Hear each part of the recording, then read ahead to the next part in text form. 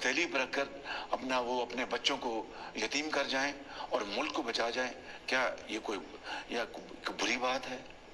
جن لوگوں نے پاکستان کے لیے جانیں قربان کی وہ تو ہمارے ہیرو ہیں، ہم ان کی بہت عزت بھی کریں گے، محبت سے یہ جو شہید ہوئے یہ انہی میں سے ایک ہیں۔ لیکن ایک سوال جو سب سے بڑا آفیشیل سیکریٹ ایکٹ پہ ہے کہ سیاسی مخالفین کو دبانے کے لیے استعمال ہوگا۔ تازہ ترین مثال میرے خیال میں یہ عمران خان کو آپ سائفر کے معاملے میں اگر پکڑ کے سزا دینا چاہیں تو آپ اس پہ آفیشیل سیکریٹ ایکٹ لگائیں اور اس کو پکڑ۔ وہ میں نے اور آپ نے تو سزا نہیں دینی، وہ تو عدالت کا معاملہ ہے، قانون کا معاملہ ہے۔ اس کے اوپر اطلاق ہو سکتا ہے اس لاء کا؟ مجھے نہیں اس کا پتہ اطلاق ہو سکتا ہے یہ نہیں ہو سکتا۔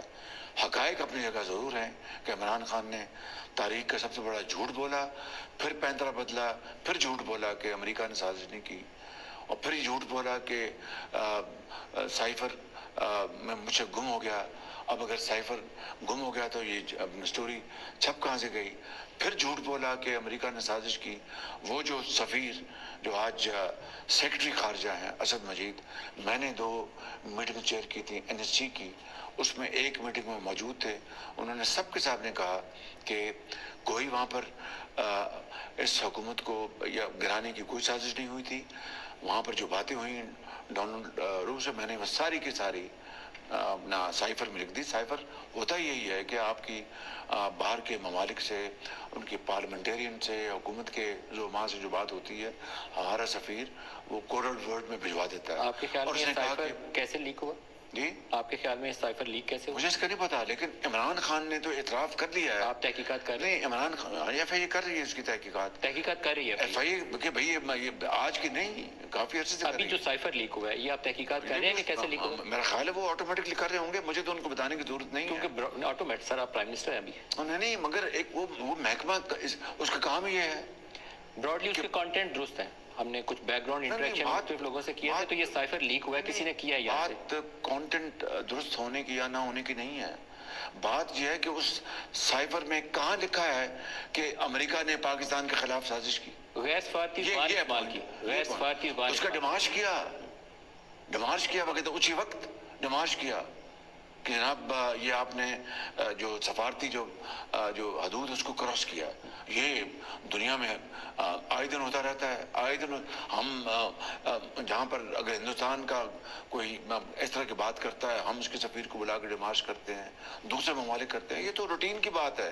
بات ہے کہ کیا یہ امپورٹڈ حکومت والی بات سازش البات درست ہے یا غلط، یہ اصل بات ہے۔ شہباز صاحب ایک اور ایشو ہے جس پہ میں چاہوں گا کہ آپ کی جماعت نے ماضی میں بہت سفر بھی کیا، آپ اس پہ روشنی ڈالیں۔ میں آپ سے خصوصی پارلیمان میں انٹرویو کرنے آیا تھا جب آپ کو انہوں نے جیل میں ڈالا ہوا تھا، وہ کہتے تھے آپ کے 10x10 کا سیل ہے جس میں مجھے بند کر کے رکھا ہے، میں آپ سے انٹرویو کرنے پارلیمان میں آیا تھا۔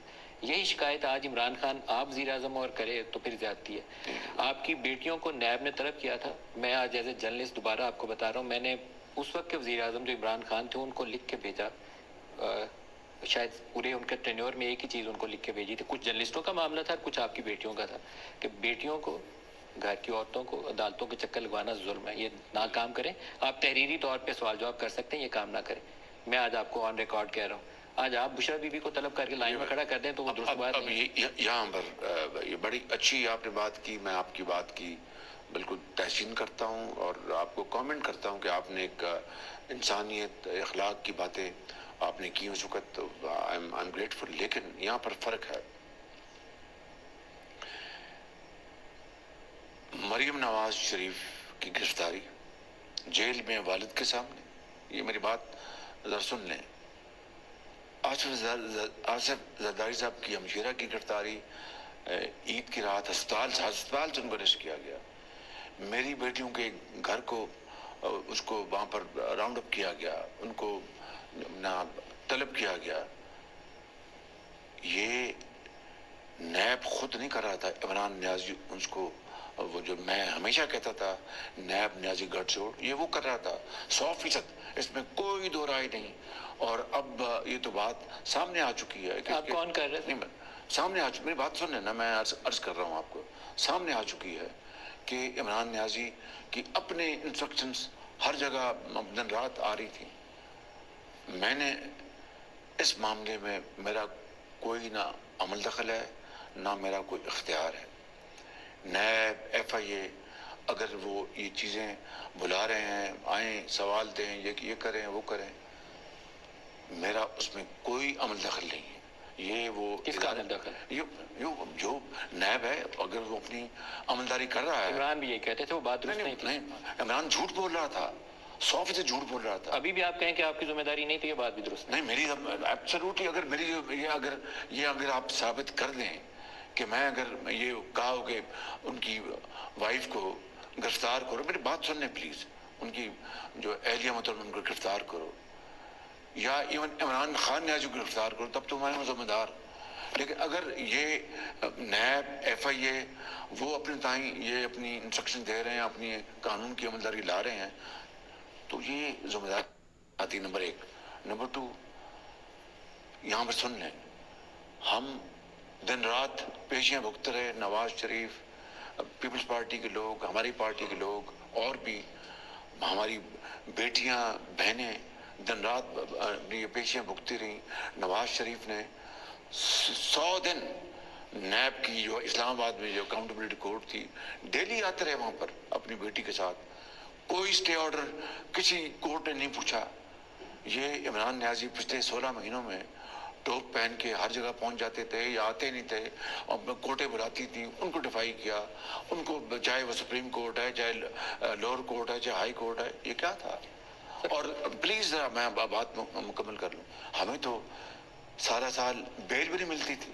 میں یہ نہیں کہتا کہ ان کو نہ ملے, لیکن یہ جو فرق ہے, یہ جو ڈبل سٹینڈرڈ ہے, اس کو بھی آپ سمجھیں. ایک تیسری اور آخری بات کرنا چاہتا ہوں, جو بدترین کرپشن ہوئی بی آر ٹی پشاور, مارم جبا, اور دوسرے ابھی میں نے چاول کے, یہ شوگر کے اور ویٹ کے اسکینڈلز کی بات کی, اور جو دوسرے تھے وہاں پر ان کو اسٹے آرڈر ملے کہ ان کی تحقیق نہ کریں, بی آر ٹی کو مکمل ہونے دیں, تو پھر اورنج لائن کو بھی مکمل ہونے دیتے.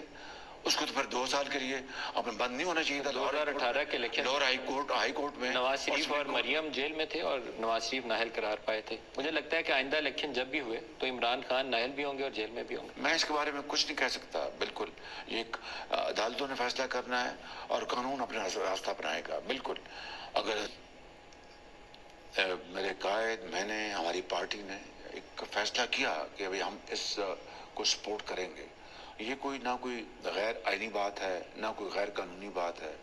اور پارلیمنٹ میں یہ آرمی ایکٹ میں امینڈمنٹ ہوئی, جس کو پی ٹی آئی نے بھی سپورٹ کیا, پیپلز پارٹی نے بھی سپورٹ کیا, اور مسلم لیگ نون نے بھی سپورٹ کیا. کیا اس سے سیاسی عدم استحکام نہیں پیدا ہوتا؟ ایکسٹینشن کے اوپر جو دباؤ شروع ہو جاتا ہے. میں سمجھتا ہوں کہ یہ ایک ہم نے فیصلہ کیا ہے, ہمیں اس کو اون کرنا چاہیے. آپ اون کر کے, لیکن یہ نہیں کہیں گے کہ یہ صحیح ہے یا غلط ہے؟ نہیں, اس کے بارے میں جب ہم نے اون کر رہے ہیں تو آپ کے خیال میں درست ہے؟ بالکل ٹھیک ہے. جب ہم نے خود اس کو کانشیسلی اس امینڈمنٹ کو سپورٹ کیا ہے, تو ہم یعنی دوہرا معیار تو نہیں اختیار کر سکتے. سر, ٹروئکا آف پاور میں سپریم کورٹ بہت اہمیت اختیار کر گئی. آپ کے دور میں بے شمار ایسے فیصلے آئے جس سے سیاسی بحران بڑھا. 63A کا فیصلہ اس میں ایک تھا. اور آج جب میں آپ سے یہ انٹرویو کر رہا ہوں تو آج وہ ریویو آف ججمنٹس کے اوپر انہوں نے اسٹرائک ڈاؤن کر دیا کہ آئین سے ماورا ہے. آپ کی ریئیکشن کیا ہے اس کے اوپر؟ دیکھیے, یہ بڑی ایک افسوسناک بات ہے کہ یعنی جو مقننہ ہے اس کے ساتھ سپریم کورٹ کے سب ججز نہیں, میرے لیے وہ ججز انتہائی لائق احترام ہیں اور قابل احترام ہیں, جو کہ آئین اور قانون کے خلاف کوئی بات نہ کرتے ہیں نہ سنتے ہیں. وہ انتہائی لائق احترام ہیں.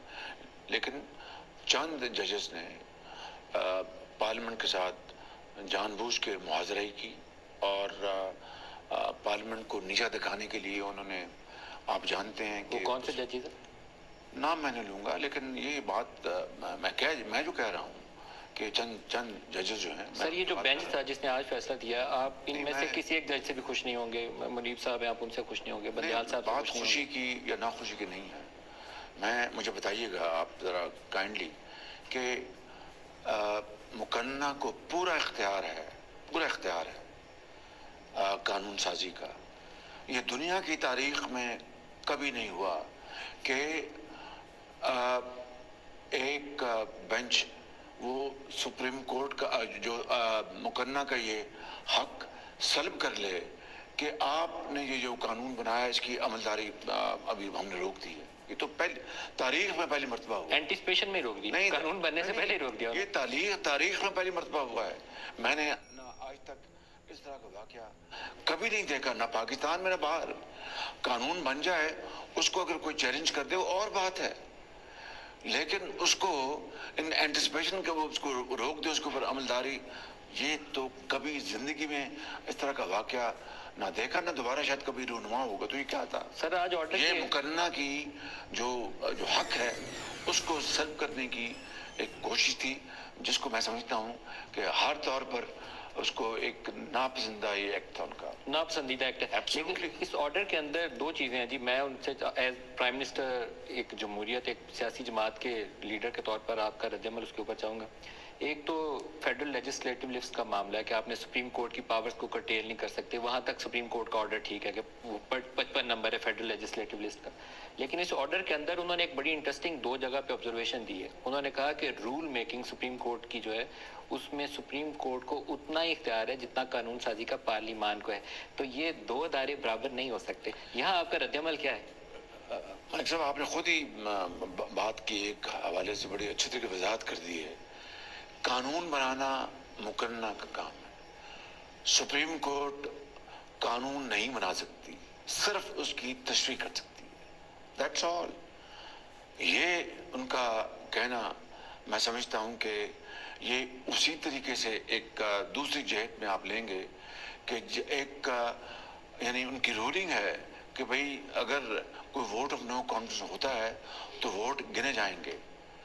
بھئی اگر ووٹ آف نو کانفیڈنس جو ہے وہ اگر یہ آپ نے پابندی لگا دی کہ ایک پارٹی اپنے وہ خلاف اپنا ووٹ دینا چاہے تو اس کے ووٹ کاؤنٹ نہیں ہوں گے, تو پر وہ ووٹنگ کیسی ہوگی؟ انہوں نے پہلے تو یہ جو چیزیں ہیں, یہ میں سمجھتا ہوں کہ کسی طور بھی اپنا جمہوریت اور آئین کی تشریح کو مضبوط نہیں کرتی, بلکہ یہ قدر نہیں لگاتی ہیں. لیکن سر, اس لا کے اندر آپ لوگوں نے ایک کوشش کی تھی کہ نواز شریف کو واپسی کا راستہ دیا جائے. وہ لائف ٹائم ڈسکوالیفیکیشن جو ان کی ہے 63(1)(f), آپ نے اس کا راستہ نکالا تھا. 184 کے نیچے اپیل کا حق آپ نے دے دیا تھا. سپریم کورٹ نے اس کو اڑا دیا ہے کہ نہیں دیتے ہم.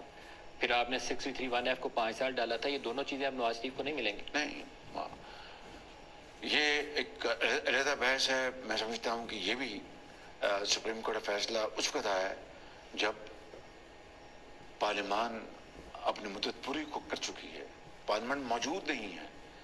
اور میری سمجھ میں آتا ہے کہ اس لیے کیا گیا کہ ہم یہ فیصلہ کرتے ہیں تاکہ پارلیمنٹ اس کو کنٹیسٹ نہ کرے, فلور دی ہاؤس پہ اس کے اوپر نئی قانون سازی نہ ہو. بہرحال یہ ایک علیحدہ بحث ہے. 2.25 ماہ کے بعد آیا, 2.25 ماہ پہلے انہوں نے ججمنٹ ریزرو. جہاں تک میاں نواز شریف صاحب کا تعلق ہے, وہ قانون اس وقت فیلڈ میں ہے جس کے ذریعے جو ڈسکوالیفیکیشن کا جو عرصہ ہے وہ میکسیمم 5 سال ہے. میاں نواز شریف صاحب کے اوپر اب کوئی پابندی نہیں ہے, وہ 5 سال کی مدت پوری کر چکے ہیں.